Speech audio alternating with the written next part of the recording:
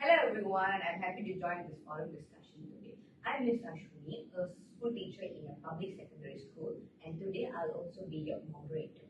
As a teacher, I meet many students from different family backgrounds every day.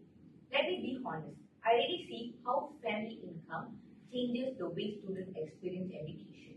Some students come to class without having breakfast, some wear worn out uniform, and many don't even bring their textbook because they share with their siblings. It's very hard for them to concentrate when they are hungry or tired. But students from a richer family come with clean uniforms, new stationery, and even extra help at tuition. They usually have more confidence too. They raise their hands more. I think they feel more safe and secure in class, so they learn better. Thank you, teacher. I agree so much with you. I'm a single mother with two school-going children. I work in the supermarket and my salary is very low. I cannot afford to give them proper food money or transport money. Some months I will have to choose between school fees and also house bills. I feel very bad as a parent. I want to give them everything, but life is hard. I cannot afford tuition, so my students fall behind. I also didn't finish school, so I don't know how to help them with homework. They ask, but it feels useless. Still, I tell them every day, education is the only way out of poverty. Thank you for sharing, Ms. Dakshina. I really respect your strength. My situation is very different. My husband and I are both professionals. We'll be able to give our children a lot, like tuitions, good internet, and even online courses and sports training. We always help them with homework. We can afford private tutors and extra books. My children also go for school trips, enrichment camps, and music classes. I can see that they have many more chances to learn and grow. But I do feel at the same time, education gap is growing between students from rich families and poor families. Even though they sit in the same classroom, their worlds are completely different. Good points, everyone. As the principal of a school, I must say it's not easy to balance everything. We try to treat every student equally, but not all students come with same support from home. Some students come with problems not just from financial but emotional too. Their parents are working all day or they live in noisy or unsafe places. We have programs like free breakfast and second-hand book donation, but also it's not enough yet. We also need more teachers, small class sizes, and extra help for big students. We are trying our best, but we need help from the community, the government, and the families too. Hello everyone, I work in a low-income housing area and I see this struggle daily. Children share one room with three siblings and there's no quiet place to study. Some parents can't read or speak English, so they can't even read the school letters. Sometimes students skip school to hope or take care of their younger siblings. It's not because they are lazy. They just don't have a support. I've been working with NGOs to provide free learning spaces and weekend classes, but we need more volunteers and donations. Community support plays a big part. If school, parents, and communities work together, we make a big difference. Hi everyone, I represent a local university. I completely agree that the effect of poverty follows students even after they leave the school. Many students from poor families do not apply to university, not because they are not smart, but because they don't feel belong or they are scared about the cost. Some don't know even how to apply for the university. Some don't even dream big about their higher education. We try to go to schools and talk to students about their options, but we cannot reach everyone. I believe we need more outreach programs, mentorship, and guidance from starting from the secondary school itself. Students need to hear that university is possible no matter how poor they are. Thank you all for sharing. Now let's move on to the new topic. How a parent's education level affects a children's learning. Thank you, Miss Ashwini. Let's now talk about how a parent's education level also affects children's learning. I have seen a big difference between students with educated parents and those whose parents never finished school. Yes, Ms. Shalini. As a teacher, I see this often too. Students with educated parents get more help at home. Their parents understand school topics, ask about exams, and even talk to the teachers. But when parents have low education, they feel shy. Okay, some don't even come to the parent-teacher meeting. It's not because they don't care. They are just scared or embarrassed. We should not judge them, but support them more. That's very true. I feel nervous during school meetings because I don't know how to speak proper English. I want to ask questions, but I stay quiet. Sometimes I don't even know how to help my kids with their homework. All I can say is try your best. I wish the school gives simple guides for parents like me. That would help a lot. I understand that. I went to university so that I can help my children out. I teach them how to study smart, plan their revision, and even use online resources. I know it's a big advantage, but maybe schools can organize parents' workshop, just a short session to explain how to support their kids better. All parents love their children no matter what their education level is. Yes, and communities can help too. We can organize weekend sessions where parents learn simple skills to help their children. It's never too late to learn, even for parents. I agree. We also notice students whose parents are educated are more confident when they apply for colleges or universities. They are not afraid of the forms or interviews. Others are confused by the system. We need to simplify the process and reach families who have no university experience. Okay, now let's move to the very current and important topic, the digital divide and how online learning has affected the students from different income groups, especially during the pandemic.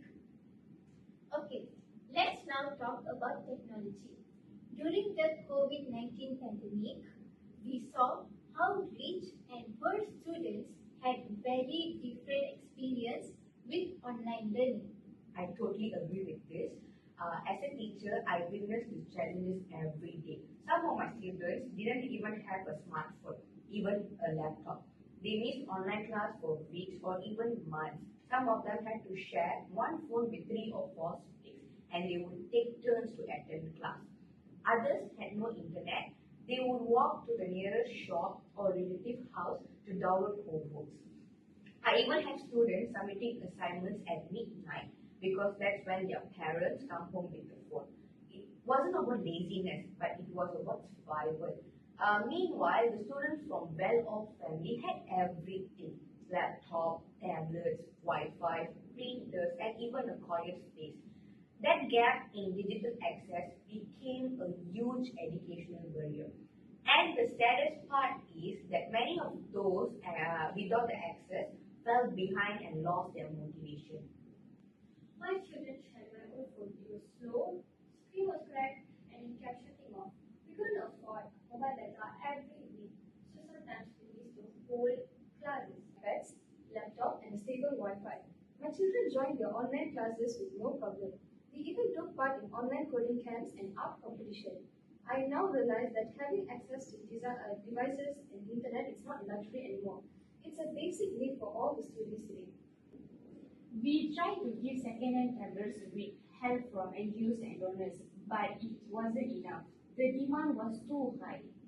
We also noticed that parents didn't know how to use Zoom or Google Classroom, so even if the child has device, they still struggle.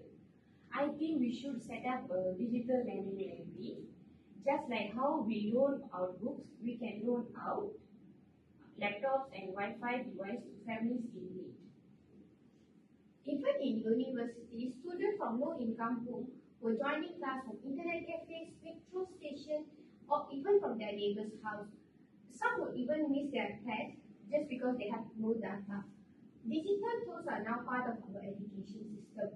If we don't provide equal access, we are leaving many behind. Now we have come to our final round. Each of us will share a suggestion on how to reduce the gap caused by the socio-economic status. As a teacher and moderator, I would suggest we create free after-school tutoring programs for the students who cannot afford tuition. This session can be held at school or community centers and led by volunteers, retired teachers, or even senior students. Education should not depend on how much family can pay. Each student deserves a fair chance. Thank you, Ms. Asmini. That's a wonderful idea. In my opinion, one of the biggest struggles for families at mine is the basic cost of going to school. Food, school uniforms, stationery, and transport. If the government or schools can provide help with these things, it would really remove a lot of stress from low income families.